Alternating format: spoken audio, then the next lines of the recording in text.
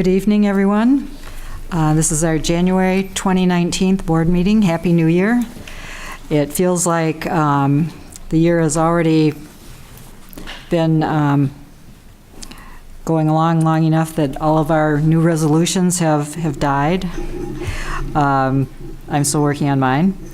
I would also like to note that today is Martin Luther King Jr.'s birthday, the actual birth date. He was born in Atlanta in 1929. And I found a few quotes from him that I thought would be good, and they're memorable. Our lives begin to end the day we become silent about things that matter. And also, faith is taking the first step when you don't see the whole staircase, which is something we're always faced with since we don't have the whole picture to make a decision some of the time. I'm Anna Marie Pavlik-Rosen, Chair of the Board. To my right, we have Walt Baldwin, Vice Chair, Dawn Hale, our Secretary-Treasurer, Steve Mason, Board Member, and James Liebman, our Attorney for the Board. I believe for our first order of business, due to circumstances, is to go into a closed session. And I'll read that official announcement. Request permission to have a chair called a closed session pursuant to KRS 61.8101C to discuss pending litigation referring to the reservoir and Marilla Shelton construction matters. So moved. And a second? Second. We have a move and second to go into closed session. All in favor? Aye. Aye. We're in closed session.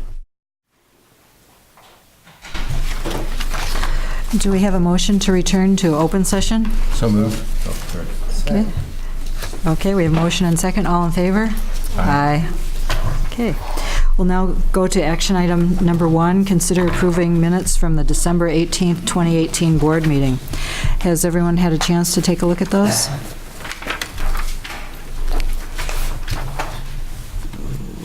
I'll make a motion to accept the Okay. minutes. In a second? Second. Okay, we have a motion and second to accept the meeting minutes. All in favor? Aye. Aye. Okay, opposed, none.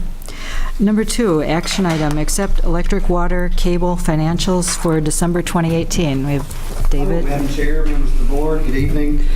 We are, fiscal year ends of June 30 of each year, so we are halfway through our fiscal year. So I'll just get right into it, looking at page 11, our statement of net position. Another word for a balance sheet. If you look at line 65, total assets of just over $179 million. As I mentioned most every meeting, line 45, our property, plant, and equipment, net of accumulated depreciation. This will be the book value of all of our assets. Just over $116 million, by far our largest group of assets, 65% of our total assets. It's always good when you're looking at the third and fourth line to see an increase in assets. Something I also point out in inventory, that's not inventory, back to property, plant, and equipment.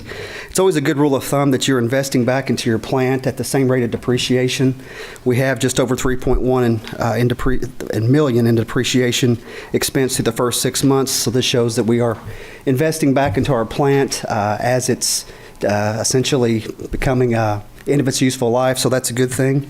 Looking at our liabilities.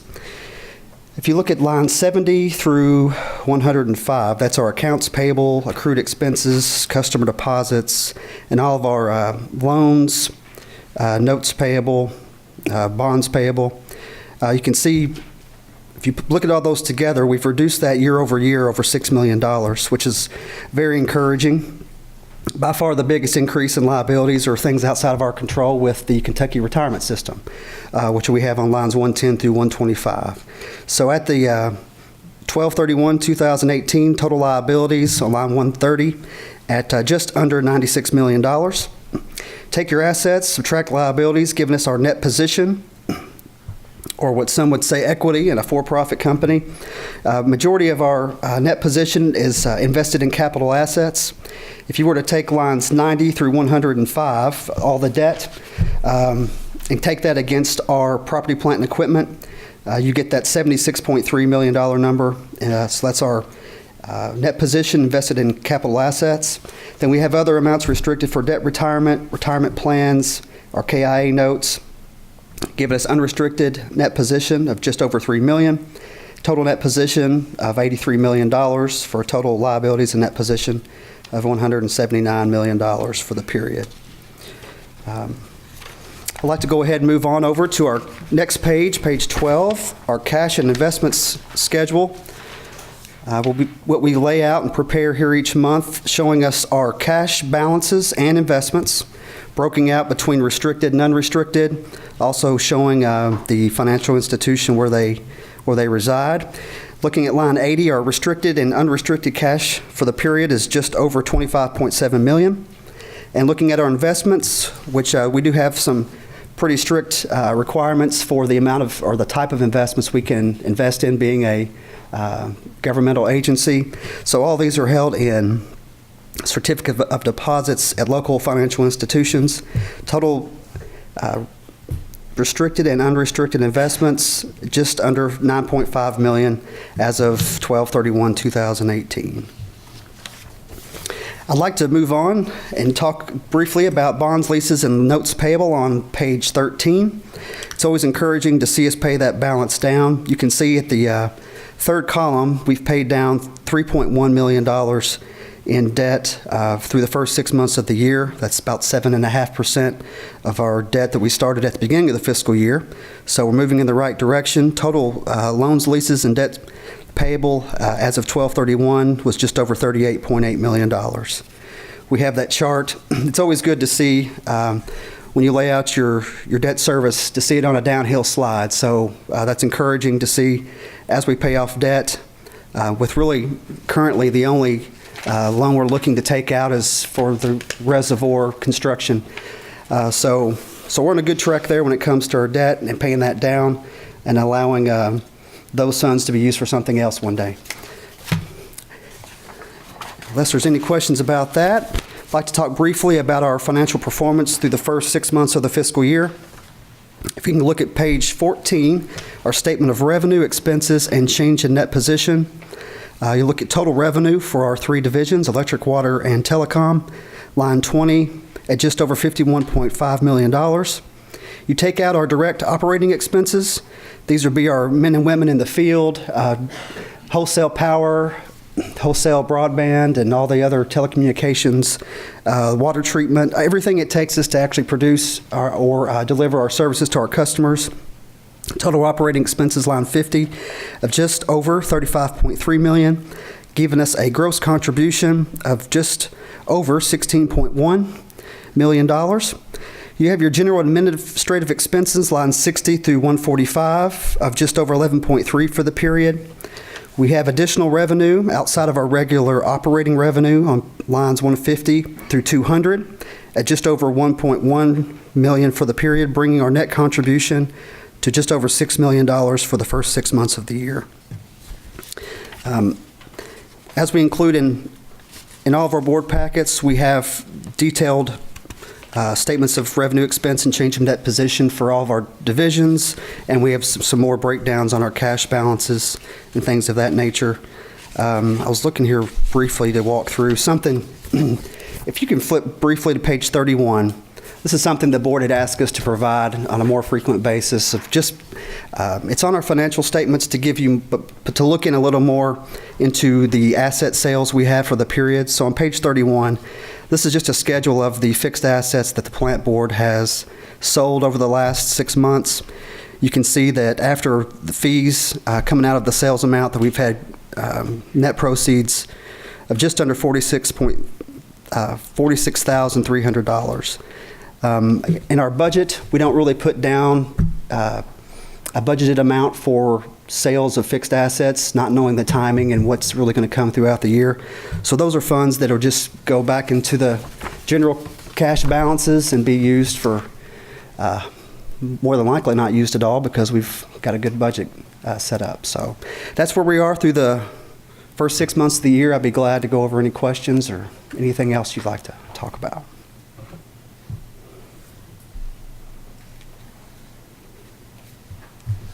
Thank you.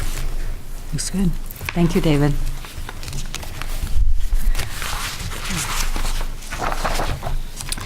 So do we have a motion to accept the financials? So moved. And a second? Okay, second by Steve. All in favor? Aye. Okay, item number 3. Consider approving renewal of FPB's insurance policies in the amount of $773,328.78 and pollution liability in the amount of $32,733. Yes, ma'am. Thank you. Once again, this year's time to renew our various insurance policies. They are shown there on page 165 of your board package. It shows the various coverages and the renewals. We worked again with Charlie Hamilton and Stanley Marshnick with Powell Millward in renewing these coverages again this year. Again, for 773, 328, 78, the pollution coverage is shown separately because it runs for a 3-year term for $32,733. The main enhancement this year, our cyber coverage went from $1 million to $10 million, so we got a pretty good enhancement with the cyber coverage. Those coverages are developing, as more and more incidents take place. There is also an additional option for the board if you would like to. We have several coverages that their limits are $10 million. The current directors and officers coverage limit is $5 million. That can be increased to $10 million. So you have an additional $5 million in coverage for $35,000 roughly, if that's what the board so chooses. But right now, just requesting the renewals for the 773 and 32,733. The main driver this year, the increase in the cost was the automobiles. We went from 125 to 134 automobiles, so just more cars on the road. So that's. Let's see, are there any questions on that? Any discussion? I think you mentioned those options of possibly changing the coverage amount. Is that, and that's something we don't need to decide at this time, or? You could not. You don't have to do it right this second. Right now, you have $5 million, so you're covered right now. But you can consider that additional increase if you like at some point. 5 million sounds like a sufficient number to me, Yes. but. Okay. Then it just depends on the, how much risk is the board comfortable with, and that may depend on individual thoughts, but 5 million has been sufficient in the past, and What's the 10 million cost? it's to raise it to get the additional 5, it'd be $35,000. Yeah, but what is 10? What is just the 10 cost? To raise it to. No, I understand the raise. I'm trying to understand what the first 10 million cost. If we don't change it, what's it cost now? Oh, we only have $5 million now. But what's that cost us to get the 5 million? What's the base policy cost? The DNO. 56,864.50. They're on page 165. So it costs us $56,000 more or less now, and Yes, it would ma'am. go up by $35,000. To increase by, it would add 35,000. Okay. And I don't think we've ever made a claim, or, There was one claim that fell under that policy, the EPLI policy, and that's all I can think of is that one employment case. if you raise the amount to 10 million, does the deductible increase with I that? have to see what Mr. Hamilton can, no change in. It's layered. It's a second company right in the next 5 million, right on top of it. Again, it's something that you can deliberate on, think about, don't need an answer right this second, but would like to renew the coverages that we have in place right now. Mhm. Any further comments or discussion? And that we have the representatives here too, if we have any Yes, ma'am. questions. Yes, ma'am.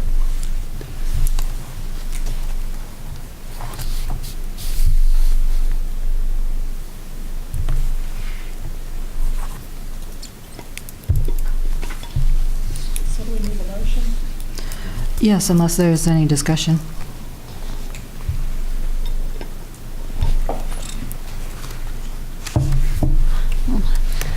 Not being any discussion, I'll make a motion to approve renewable of our insurance policies in the amount of $773,328 and the pollution liability in the amount of $32,733. And is there a second? Second. I'll do it. Okay. Well, seconded. All in favor of renewing these 2 insurance policies? Aye. So motion passed. Thank you. Thank you. Thank you.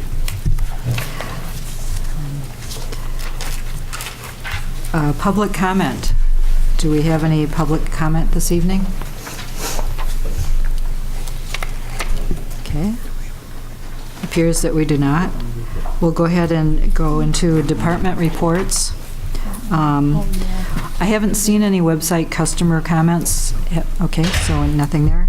The first report then, I guess, is cable department, so that would be you, Adam? Yes, the cable report starts on page 174 of your board package. The first page is the customer penetrations. Everything looks to be in pretty good shape this month. The next page of the report is trouble call. We're actually down 4 versus this same time last year. Basically, we're seeing the area of, customer equipment, still changing out modems and things of that nature. So, yes, ma'am. I just had a question on that very last one where it says value feature and Yeah. new. What does that mean? That's caller ID or something with your phone. So caller ID, voicemail, any of those features. So, Thank you. okay. No other questions on that page. So on 176 is the outage report for the month. Looks like we had 5 outages for the month. Some power supply failures and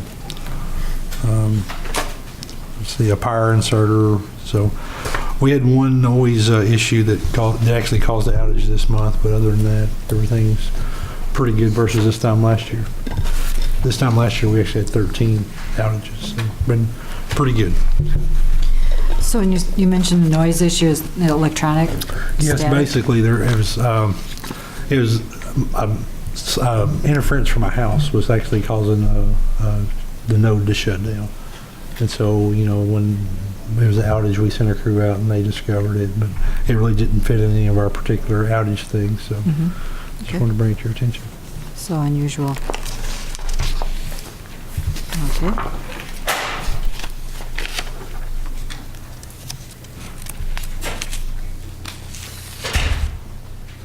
Okay. So that covers, Yeah, that covers The cable report this report? month. Yes. okay, and customer service.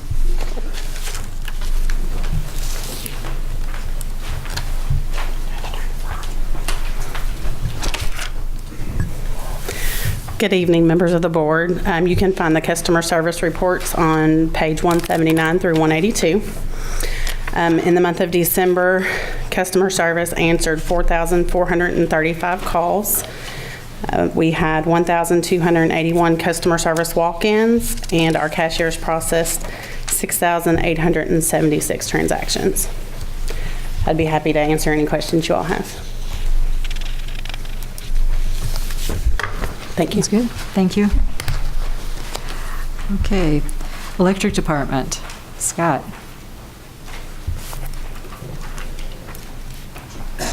Yes, Madam Chair and fellow board members, as you turn to page 183, you will see our SETI number is 63.276, which has been the average for the last several months.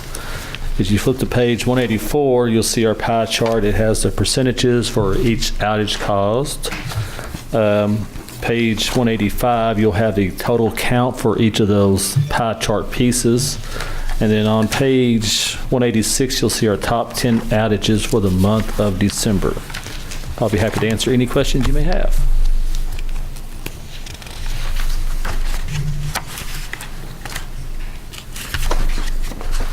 Yeah, it looks like a fairly uneventful month, so thank you. Okay. SEPA report. Yes, Madam Chair, Board. The SEPA report starts on page 187, and you'll notice that for the month of November, which is what we're dealing with, it runs a couple of months behind, we came out in the positive $22,288. That's obviously very good.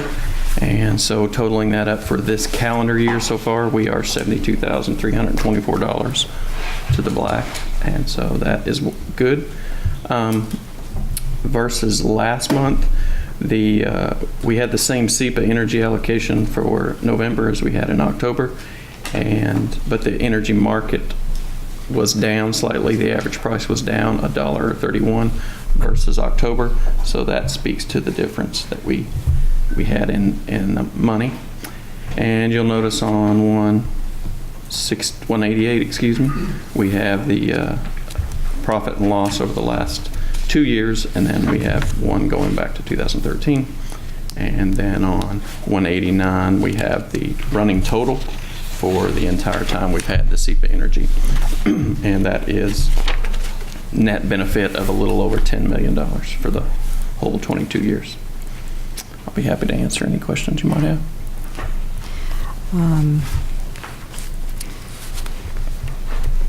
Looks good. Thank you. Okay, KyMEA. Yes, KyMEA continue, the board had to continue discussing their next year budget, and also they start a process for the AR group, our requirement group, the design the new rate for next year, the process. So that may take a month or 2 months. We will see. Hope we have some possible area of saving for the customer. Yes. So is that Doug's staff works on coming up with the rate structure, and then the board, the KyMEA board, discusses it? Correct. Just like KyMEA had a forecast before. Fairly close, except only uncertainty is the D-pancake agreement going to be a variable factor on that part. The most is fairly settled, except like the detail, like what exactly we want a saving. It's a debate between give the saving now or part of it use cash build up some reserve, which is they need that too. The new organization, they need a cash flow. Yep. So those is the debate they have. I think either way is a health good choice. Either one is good choice. But the D-pancake agreement will be the impact more than anything else, the result of that. That's the uncertainty there. We will not know it. The newest information we had is based on FERC agenda, D-pancake agreement is not on the generous regular FERC meeting agenda.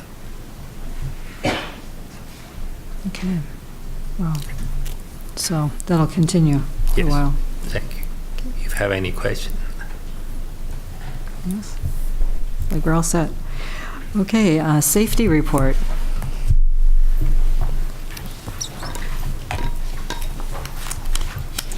I just have one accident to report, and that was fairly minor accident where one of our pickup trucks hit a deer or vice versa. There was no injuries to our employee, minor damage to the vehicle, and no OSHA recordables this month. That's good. Good report. Water distribution. Julie. I'm sorry, Alan.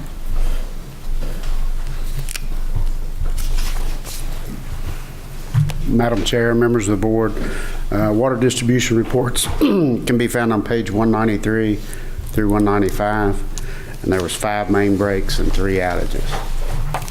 I'd be happy to answer any questions if you have. So are the main breaks weather-related or just? Some of them are.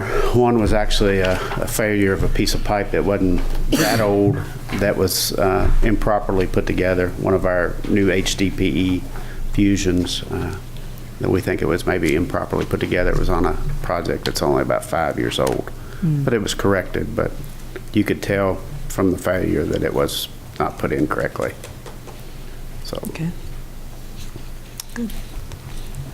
thank you. Thank you, Alan. Water treatment plant, Julie, thank you.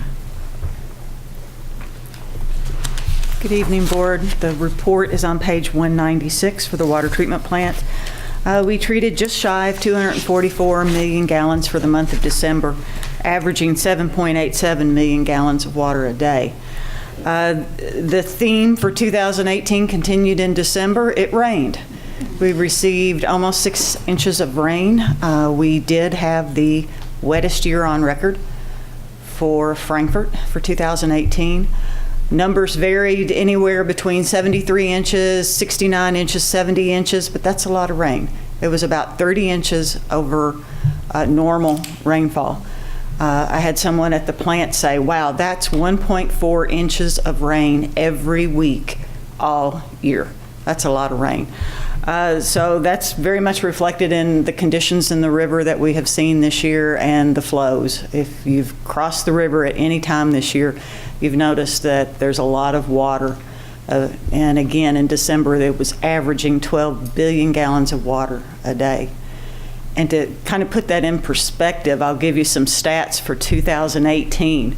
There's 12.5 billion gallons of water passing my intake every day right now. We treated 3 billion gallons of that in a year. So we don't take a whole lot of water out of that river when it's flooding in the conditions that it's in right now.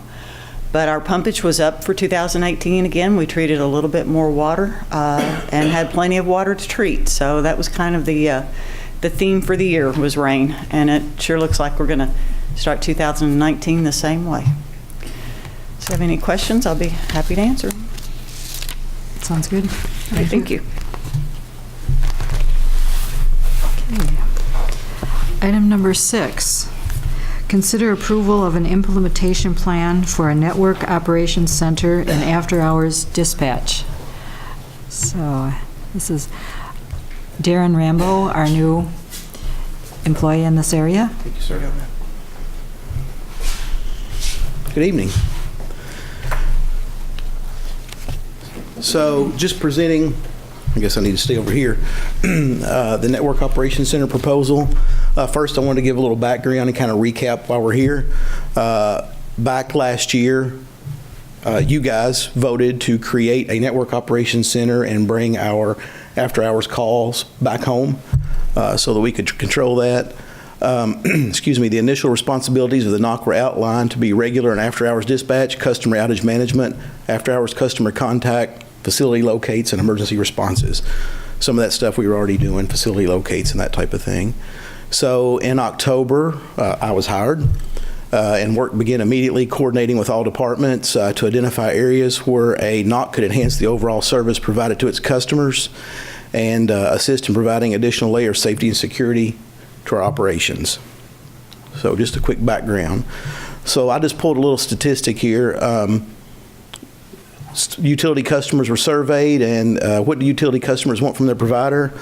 The most important thing to the people surveyed were resolves problems quickly. So people like us don't want to be out, whether it's electric, phone, internet, cable, whatever it may be.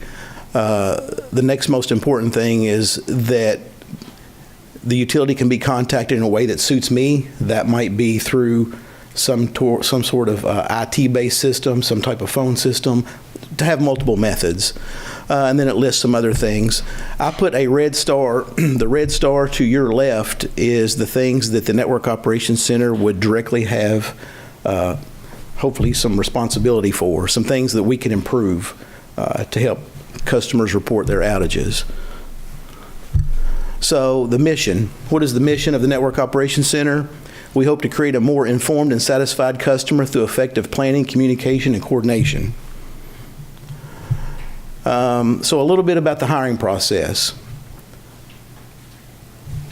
Call centers like 911 dispatchers and other call center folks need to be multitaskers because they're going to be doing a lot of things at one time, especially when something big's going on, an outage or whatever the case may be.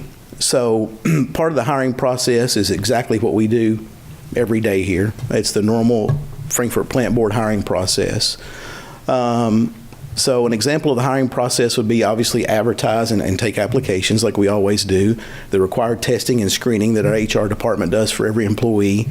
The added layer of testing that we've discussed and we've had, great deal of conversation about is a pre-employment testing process. This particular one is called Critical, and it's one that's very successful. I've actually used it. It's a national standard. It's just a computer-based skills test, if you will. The applicant comes in, they take a computer test. When all the applicants take it, the computer actually spits out a score and ranks the candidates, and it judges things like their accuracy, spelling, keystrokes per minute, keystrokes per hour, and again, just their ability to multitask. So it's almost like a video game. It gives you some scenarios. You might be taking a call. It gives you something else. You have to enter that information. Something happens over here. You have to enter that information, just like it would be in the real world. It's coming at you from every angle. I used this successfully at the 911 center here, and it really helped us find and retain quality employees because I mentioned in some of our previous meetings about this. You can interview people and kind of get their personality and get a feel for their history and where their experience is, but this really holds their feet to the fire, so it helps you identify who can really multitask, who can get the information in there accurately. Before, you would say, oh, they're probably going to be really good, and then it just kind of falls apart. So it helped us get much better, much more quality of employee. I put a bullet there. It says the rule of threes. The reason for that is, okay, so they apply, they go through the screening process, they take the critical test, it spits out test scores. The thing I like about the rule of threes, and basically what that is for every vacant position we have, we take the top 3 test scores to the interview process. So 2 positions, 6 people, so on and so forth. I like that because that takes any possible favoritism out of it too. Again, it identifies the best person for the job, and it gives you a smaller pool of the top applicants, to move forward in the process. So it's very fair. And then the interview process. I did put a note that I know facilities locators are under the Network Operations Center. That process remains the same as it is now and always has been. So they really are not included in this. This is more for the call takers. Training, it's a big thing, right? After we identify quality employees, we want to be sure that we give them every bit of the training they need to be successful. So as I mentioned, they must possess a variety of skills. I would like to implement a standardized training program to ensure consistency across all employees, all shifts, so the public and our employees get the same answer no matter who's working.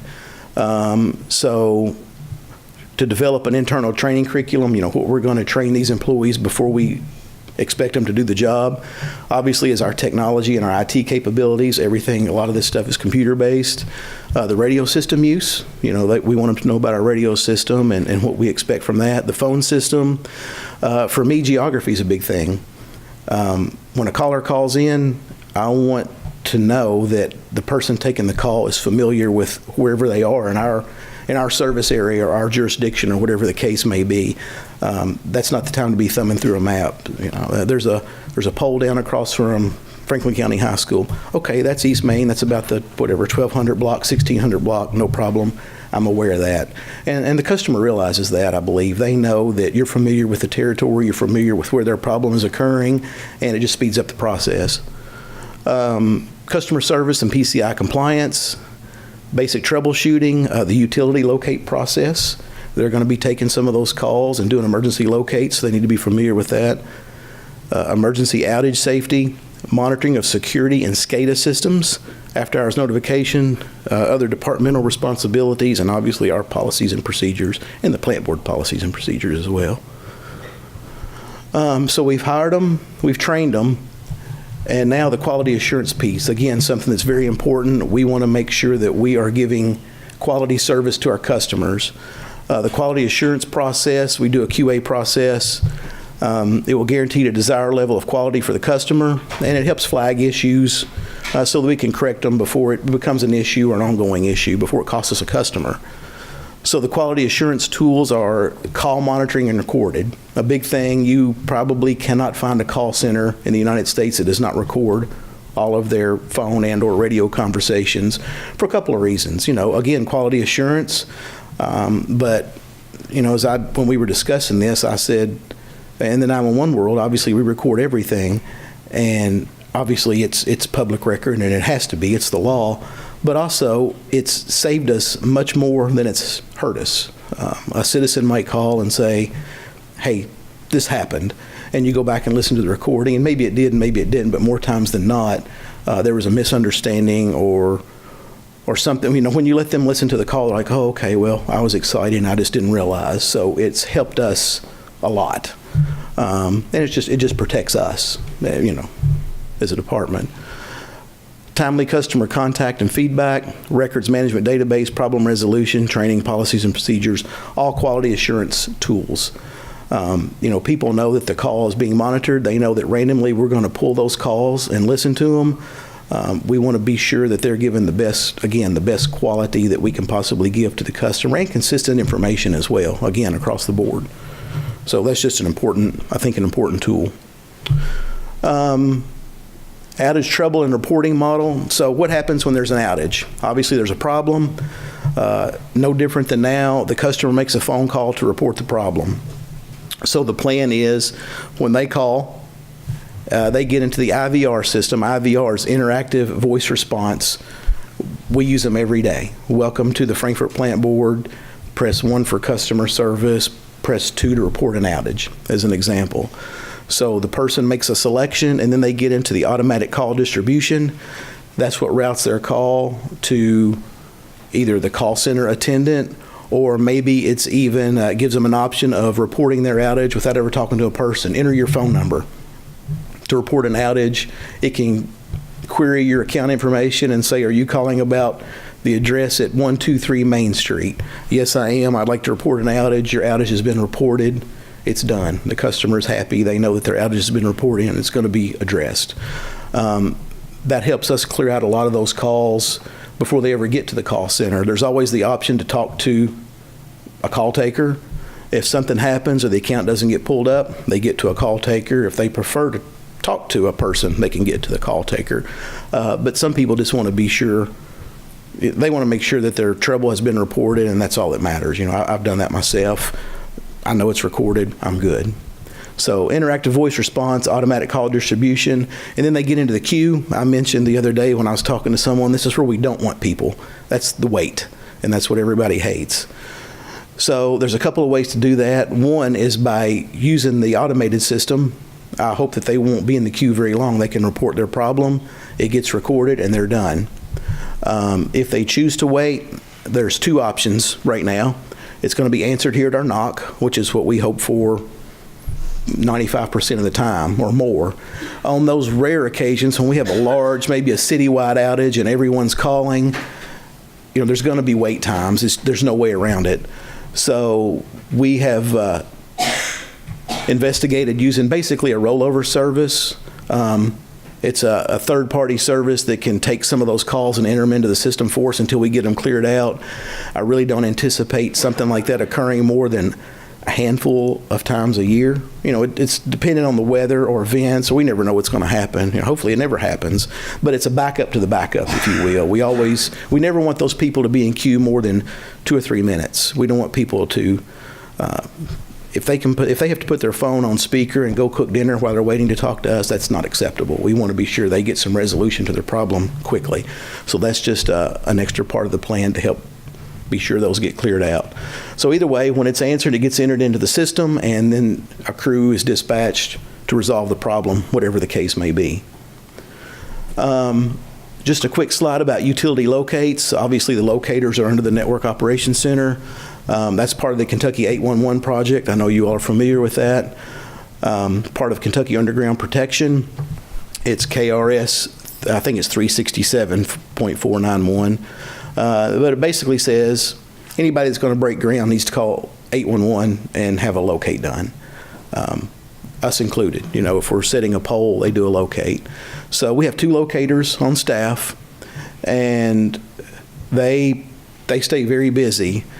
Just some projects, and talking to them, some projects that we know that are coming up in Frankfort this year, and this is on top of their normal day-to-day locates, people doing normal construction, normal digs, anything around their home. The Frankfort Sewer Department is planning about 60,000 feet of new sewer line. AT&T is putting in fiber in East Frankfort, 18,000 feet. A lot of that's in process now. Columbia Gas is looking at another 30,000 feet of gas line. So all those added up is about maybe a little over 20 miles of digging, just those projects, and there's more underway with, the city's different projects, the Tiger Project and that type of thing that will probably create openings in the streets, in addition to their day-to-day costs. So those two guys, they do deserve some kudos because they stay pretty busy. The Land Mobile Radio Network, that's just our radio system. So that falls under the Network Operations Center. So we will maintain the existing radio network and infrastructure. We'll work with the vendor to be sure equipment and service is current. The NOC will monitor the radio 24/7, provide safety and accountability for employees working in the field, and a primary line of communication with 911. So that's a big thing. We call a service technician in the middle of the night. A lot of times they may go out by themselves. So this is a lifeline, if you will. It's a way for us to be accountable for our employee and to check in, and also a way for them to contact us if they have a problem. So, it's good to know that there's always someone listening, and if they have an issue, they can report it immediately. And if we don't hear from them in a few minutes, we're going to be checking on them too. We don't want someone to go out and at 2 o'clock in the morning and nobody hear from them till 6 a.m. or something like that. The primary line of communication, Frankfort 911 has a plant board radio in 911. They use it every day. It's wonderful. When there's bad things happening or they get a 911 call, they don't have to get into the phone system or try to find someone. They key up the radio and go straight to our folks, and vice versa. If something happens in the field and we need to reach 911, it's a seamless line of communication, so it's been very successful, and obviously we want to keep that. It'll be monitored even more. So network operations, the actual call center staffing. So the most economical way and the preferred way is to provide 2 12-hour shifts for several reasons. It would look something like a 6 a.m. to 6 p.m., 6 p.m. to 6 a.m. shift. It would take a minimum of 8 staff, 2 on duty at a time, 24/7. Would include a supervisor in there somewhere, for the off hours and night hours. And we would only use a third-party call center for rare surge events, which is what I just mentioned. And that's just a little bit of the organizational chart to show you kind of the flow of the Network Operations Center, the supervisor, and the supervisor being one of those 8. 7 dispatchers, 1 supervisor. We discussed possibly using trained part-time staff to assist with shift vacancies and help reduce our overtime cost. Part-timers are great if they're trained because obviously, as you know, they only cost us what they actually work, an hourly rate. We're not paying fringe and insurance and benefits and stuff for a part-time person, so they really help fill the gaps. After-hours duties and support. So we kind of polled the other departments to say, what would an after-hours, what are your expectations of an after-hours dispatch or a 24/7 operation? And actually, I got a much more response than I expected. So 24/7 monitoring and notification, of course, an access point for public safety around the clock, which is good. Facilities locate scheduling, those come in, a person calls 811, it goes to a call center in Louisville, they send them back to us electronically, so we have to get those tickets ready for the next day to dispatch out for the locators to go do these locates. Emergency locates, as bad things happen, whatever, water main breaks or things happen in the middle of the night, who knows, schedule those. I put social media outage updates, that's just in the, in these big events, storms, ice storms, outages. It's just another method to push out real-time information to the public, in conjunction with what our folks already do, of course. Outage management, which is, again, the IVR phone system, text, email, or social media. Again, thinking about multiple ways for a person to report an outage to get it to us that much quicker. Basic customer service questions. So after hours, after our normal business hours, maybe a customer wants to call in and inquire about their bill or inquire about their service. We want to give these call center folks the tools to answer those questions to be more accessible to our customers anytime. They may work some weird shift and 2 o'clock in the morning is their lunchtime. And that's okay. If we're there and, we're not experiencing a big outage, that's a good time. Call. we'll still have access to that information. We can pull it up and hopefully have a more satisfied customer. Basic problem resolution, not getting too deep into the troubleshooting. I know we have a service that does that on the IT side for our modems and internet, and obviously they would have to still do that because they're very technical people. But maybe a person calls and has a trouble with, I don't know, their remote, or it's something as simple as resetting or power cycling their modem, something we can talk them through, maybe with a flow chart or a checklist to help them resolve that problem. They don't have to wait till the next day. Electric, water, and cable SCADA monitoring. So the electric system has SCADA, cable has at least one, right? And water has a couple different ones, and that was one of the things definitely that the desire was that we could monitor for these different departments, because that really is the heartbeat of the operation. If something goes wrong in the middle of the night, that's gonna tell the story. So having someone looking at that around the clock is big. You know, we can make the notifications, we can call the people to let them know what happened. Security monitoring of critical infrastructure. We have places that, for security reasons, probably need to be monitored, like the treatment plant.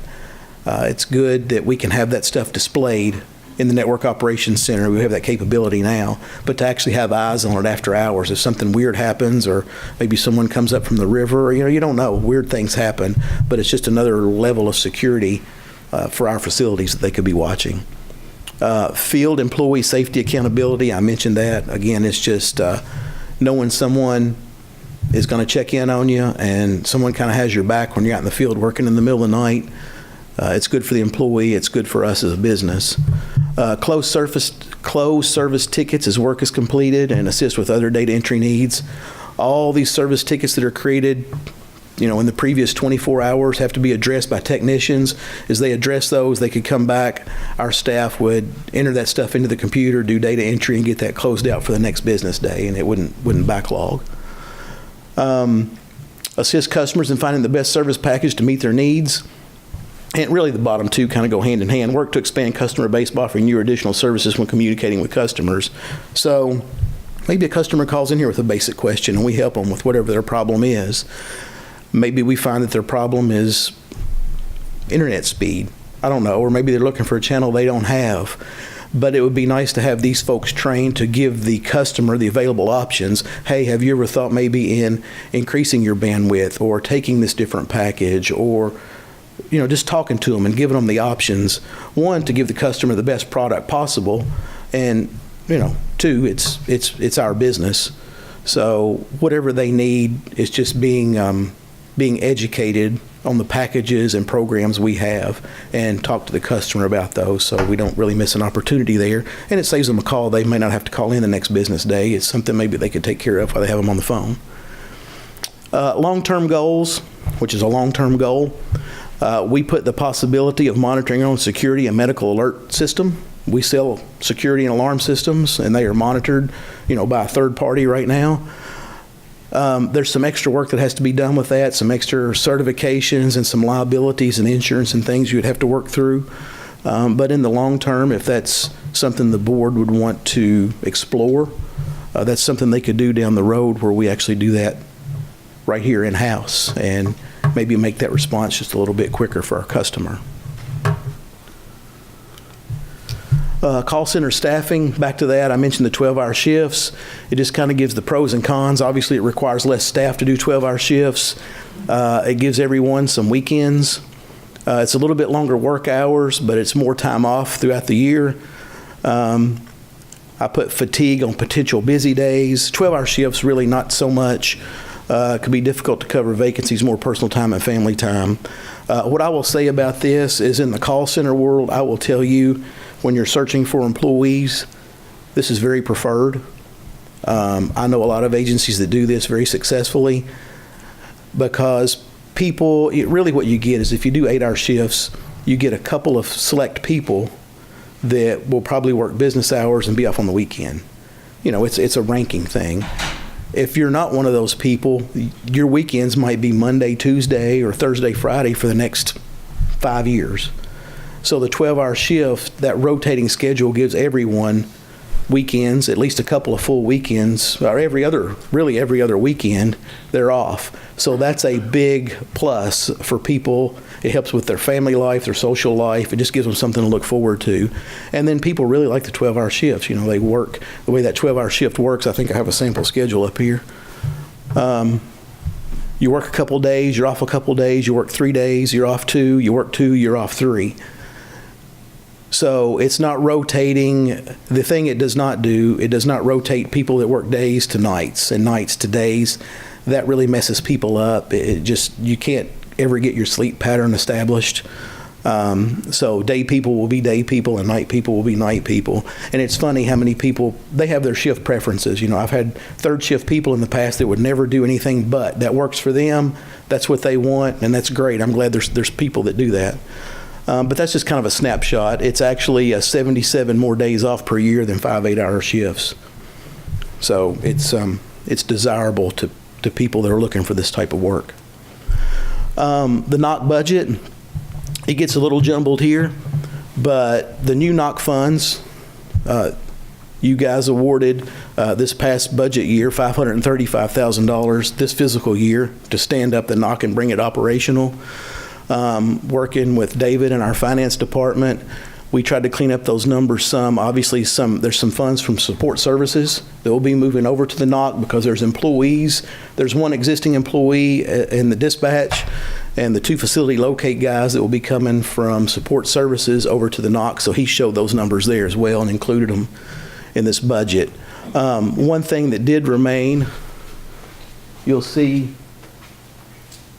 25 overflow, the $37,000 line item that exists now, and that's our existing after hours call service. So that's what we pay annually for that call service. That's in there because we know that we will want to find an emergency rollover. I know from getting some quotes that it won't be that much. We left it as a placeholder, so that will be updated in the new, the upcoming budget year. But I'm waiting on a couple more quotes. We've got 2 or 3 in, and they're pretty promising, actually, much better than I expected. So when we get that, we will clean it up.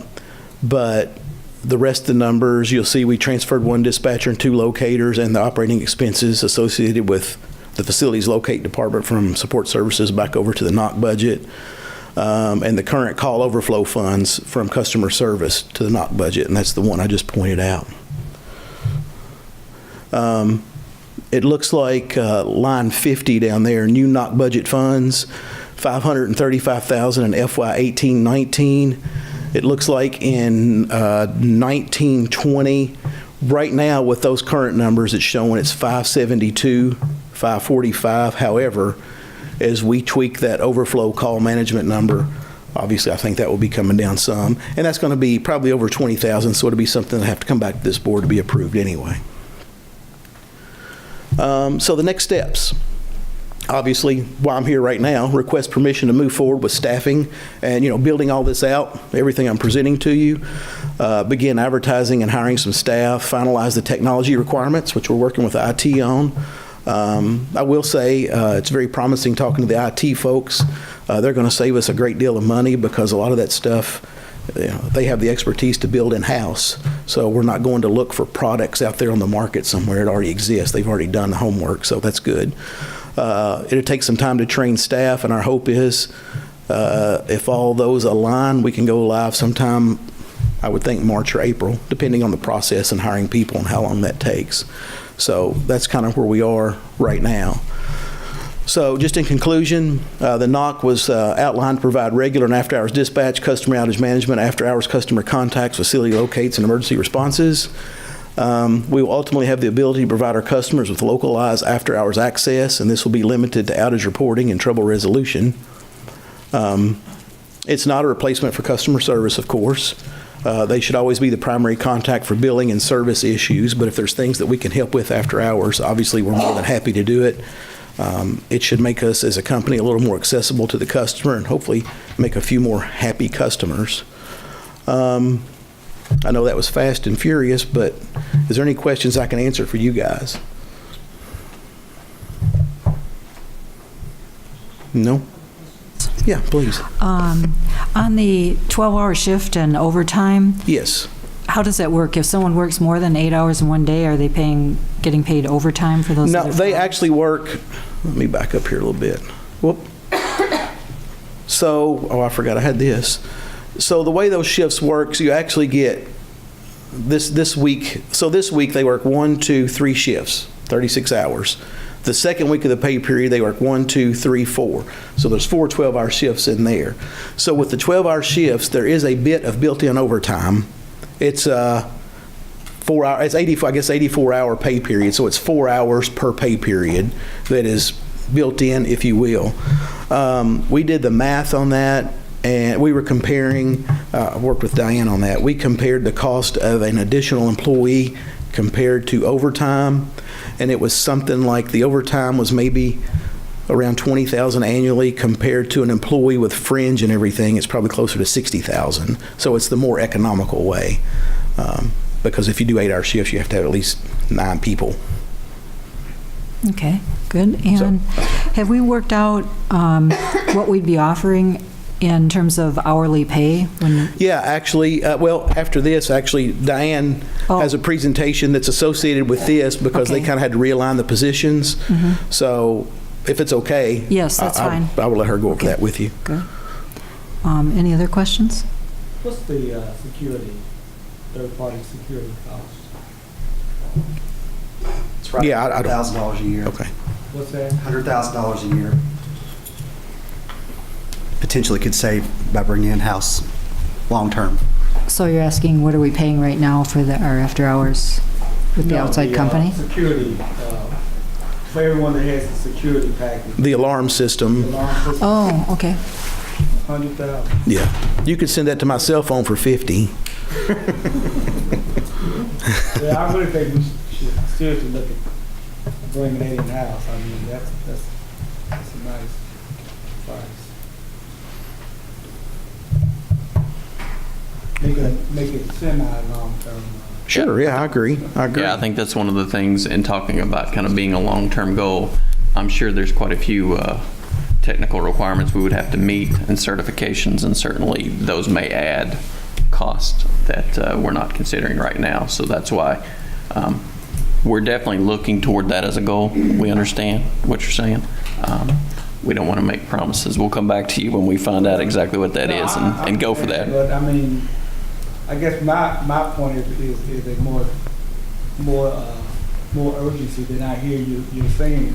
You know, like next month, start looking at the process of trying to see what it takes to get there, and if it's practical, start trying to get there. Okay. Yeah, I agree. We'll explore that. I'm sorry. Anything else? No. I would like to thank you for your time, and thank you for giving me the opportunity to even be here and present this to you. So, thank you. Okay. Thank you, Darren.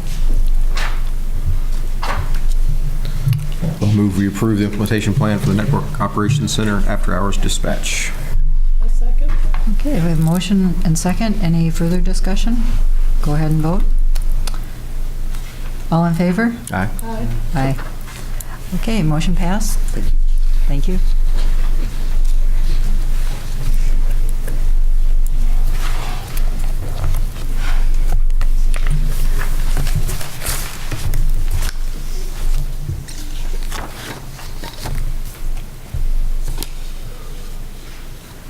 Okay, go ahead, Diane. Okay. Good evening, Madam Chair and board members. These are changes to the job classification and compensation plan to support the development of the Network Operations Center that Darren just went over. Staff asked the board to consider approving a Network Operations Supervisor position to assist in day-to-day activities in the department and perform supervisory responsibilities. And based on an evaluation of the position description, we recommend a classification of 109 with a starting pay of $21.96 hourly. And in addition, we're requesting a reclassification for the dispatcher position The new or revised classification is at 105 with the starting of $17.40 hourly.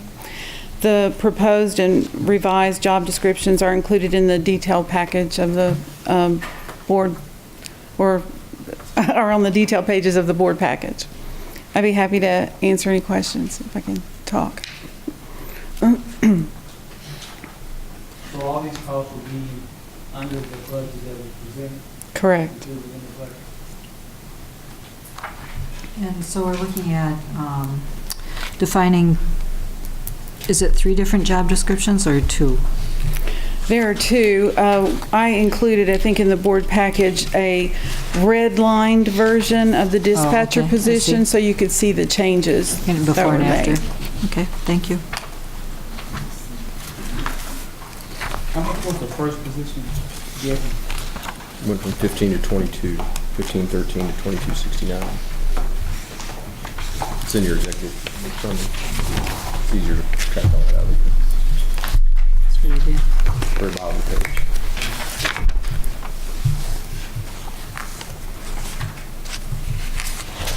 On the left.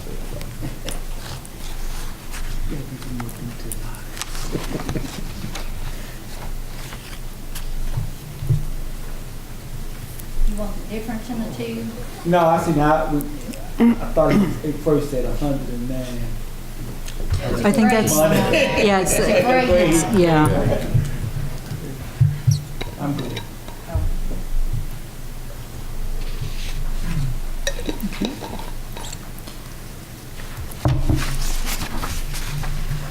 So,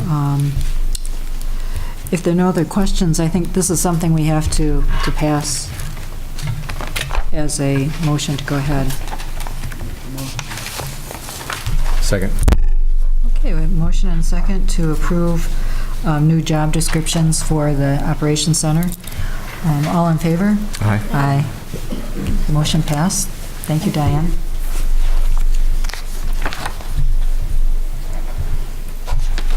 Okay. Item number 9, consider approving public hearing notice covering... Oh, I'm sorry. Did I jump? Yep. Okay, number 8, consider approving NBCUniversal agreement. Thank you, Madam Chair, members of the board. The Cable Advisory Committee and staff recommend the board approve the NCTC renewal for NBCUniversal. This agreement has a term from January 1st, 2019 through December 31st, 2021. The networks covered include USA, NBC Sports, Sci-Fi, Oxygen, Bravo, E, CNBC, MSNBC, and Golf Channel on Classic Cable, Universal Kids and Olympic Channel on Preferred Cable, and then Olympics programming. 9 of the top 70 most viewed networks on FPB Cable are included in this agreement, and it also covers TV Everywhere and video on demand rights. Just want to note the NCTC did a really good job with this agreement. NBCUniversal first came to the NCTC with some pretty significant demands on increased carriage and penetration requirements, and they were able to get them to essentially offer an extension of our existing agreement with no increase in any of those demands. So it also, as far as the programming license fee increases, 9.4% in year 1 and 5.5% in years 2 and 3, which are lower than what we were budgeted and anticipated. So no additional carriage or migration requirements, and as per usual, consider these networks as a take-all or have-none scenario, as it doesn't allow a la carte purchasing. The deadline for participation is February 14th, and the Assistant GM for Administration has reviewed the agreement, and it meets with his approval. I'd be happy to answer any questions you have on this item.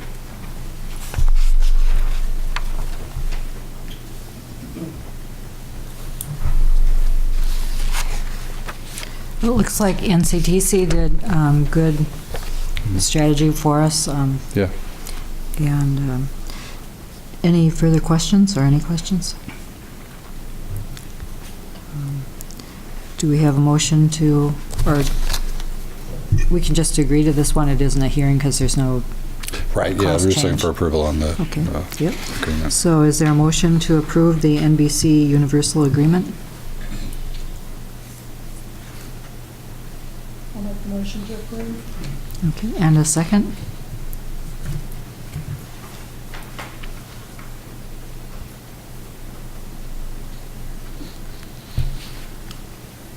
I have a question. Oh, go ahead. I'm sorry. What's the impact on the bill, cable bill? So just for this Just out of curiosity, yeah. So give me just 1 second. I'm sorry.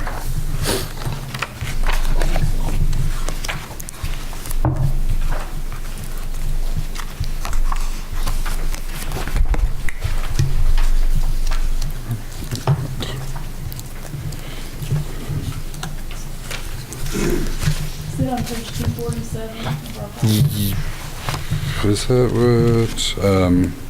Yeah, so that would be the overall increase. Here it is. I'm sorry, it took me a while to find it. So this specific agreement, I don't want to get into specifics, but it is, more than 50 cents and less than 60 as far as an increase on next year's. Okay. So right in there. So we have a motion and a second to accept NBCUniversal agreement. It's not broken out of All in favor? Aye. Aye. Okay. Motion passed. Number 8 is completed.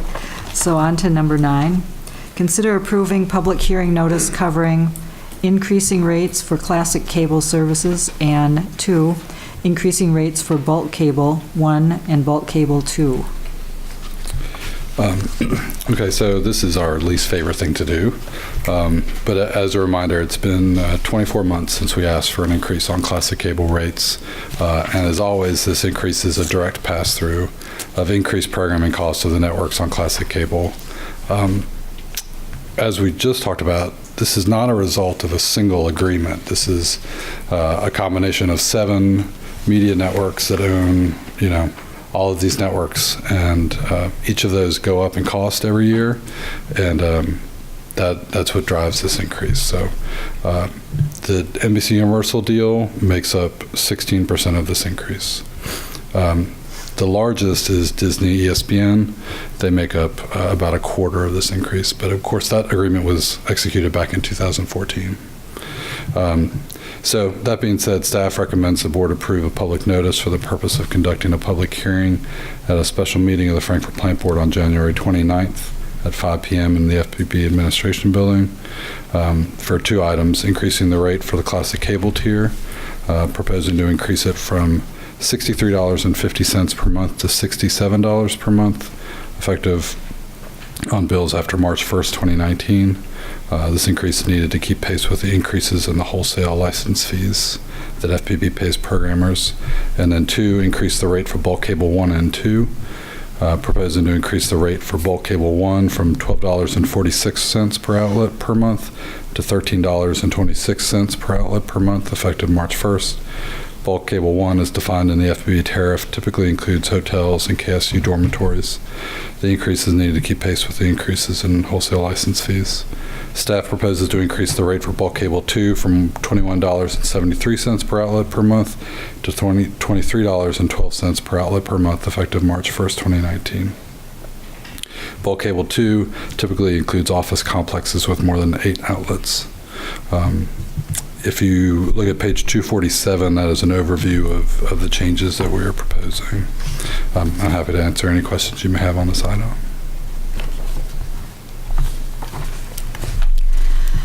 Do we expect to see any other increases this year or in the next quarter? No, ma'am. I mean, as far as what we have budgeted, what's that?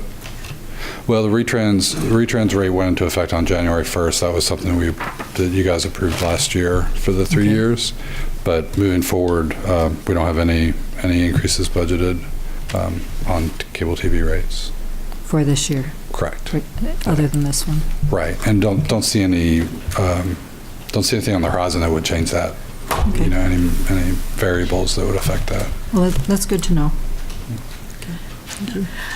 I just wanted to thank you for including the 2 graphs that you gave us. I think they do a really good job of showing how, in spite of having to raise the rates, we really are keeping our cost constant, or as the one on 249 shows, actually the percentage of programming expense has actually gone down. So I think you all are doing a good job, is just what I wanted to say. Thanks.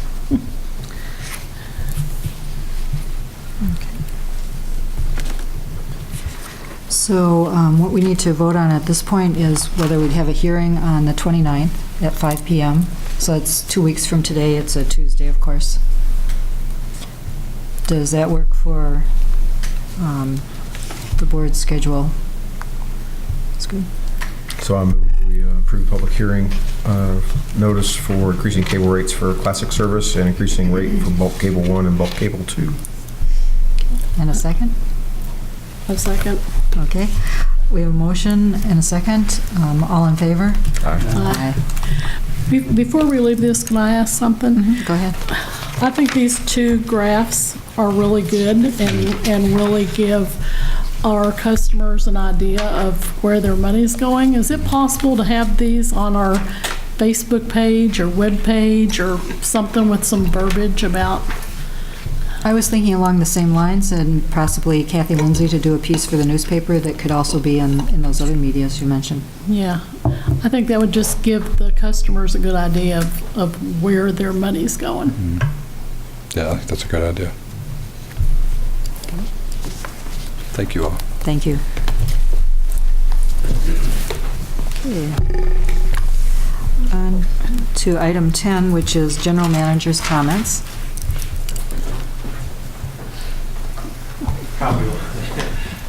Try again, use the part of the time to continue promoting some of the energy efficient or the tip saving.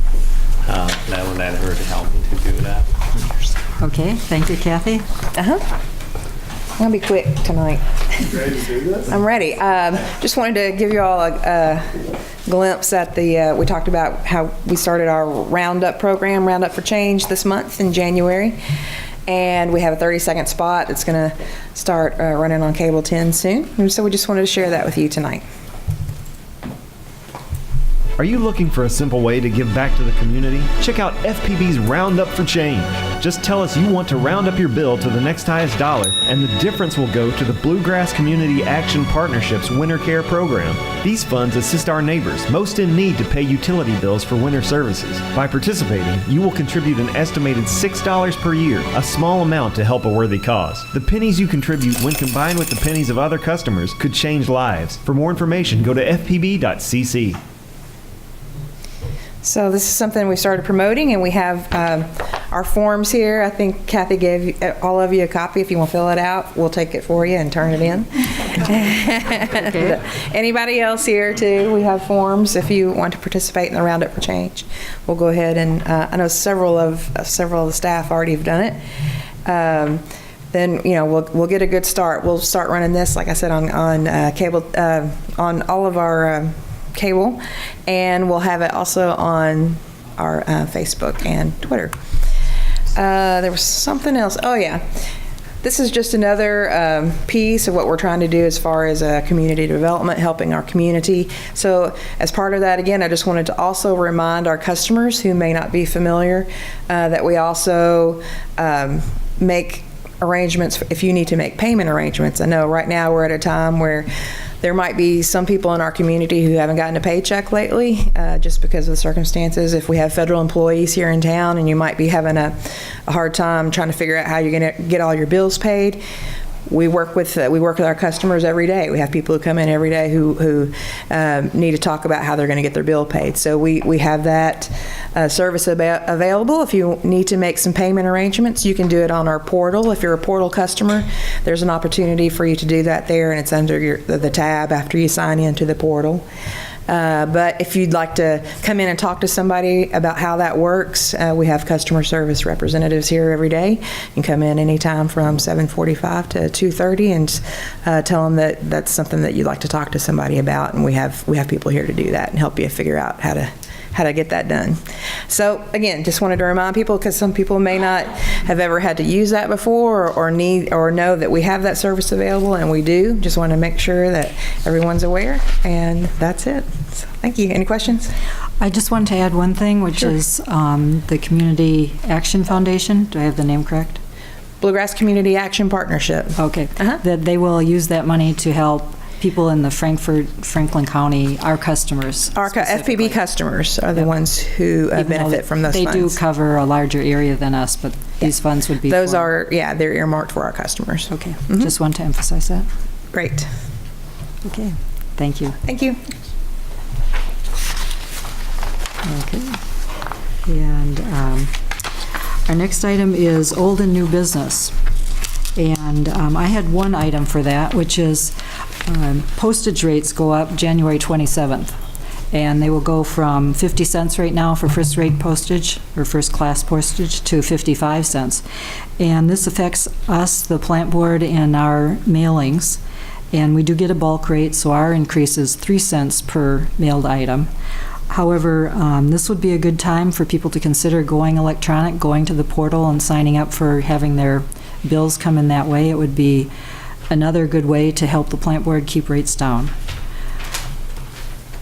Does anyone have anything else they want to add for public or old and new business? Okay, so I made a plug for one of our other programs. And let's see. We have already accomplished our closed session, so move to adjourn. Move to adjourn. Okay, we have a move and a second. All in favor? Aye. Aye. Thank you, everyone.